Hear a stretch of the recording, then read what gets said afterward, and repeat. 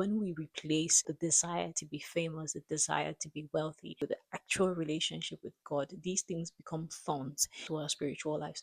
An example of this is that you've been praying for a job. When you didn't have anything, you were more faithful, you were more committed, and immediately you got that job, you became too busy to read the word, you became too busy to go to church, you make excuses. Oh, Sundays I have to work because this and this and this happens. And what those things do is that they become thorns that end up choking your spiritual life until there's nothing left, until you become a fruitless Christian. I tried to look up what happened to plants when they grow among thorns, and these are the things that I saw. The first one is blocked sunlight. So thorny bushes are known to cast a heavy shade on smaller plants, which stops them from getting enough sunlight to make food. The second one is stolen nutrient. Thorns have thick and tough roots that drain the soil of water and nutrients before the tender plants can even use them. Third one is physical crushing. Thorns have thick branches that press against the plant, stunting its growth and stopping it from growing, basically suffocating it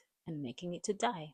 So these are the dangers of growing amongst thorns. Identify the thorn in your life. It's good to have desires. God says anything that we desire, we should ask the Father. However, you should also be aware when these desires begin to rob you of your relationship with God, when it begins to limit you, limit your growth as a Christian, limit your productivity as a Christian. Be very much aware. Let your job not replace your time with God. Let your relationships not replace your time with God. This message is to be aware of thorns, find them out, fish them out, uproot them as early as possible. Thorns are known to have stronger roots than normal plants. This means that the thorns that you've allowed in your life, you keep feeding those thorns, they keep growing, and what they do is that they choke your spiritual life to a point where you can no longer bear fruit. It's not that these seeds died, they grew, but they bore no fruit. It's almost as if they were existing and not living anymore, which is a dangerous place to be as a person, because God says, be fruitful and multiply. Multiplication is not just in procreation, it's meant to be in everything that you do. In your business, you're supposed to be fruitful. In your career, in your spiritual life as well. Don't keep feeding those thorns. Don't even ignore them and say, oh,